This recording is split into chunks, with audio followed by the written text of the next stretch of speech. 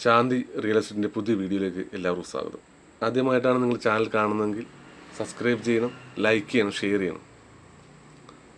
എറണാകുളം ജില്ലയിൽ Kakkanad info പാർക്കിനടുത്തായി 70 metre road ഫ്രണ്ടേജോട് കൂടി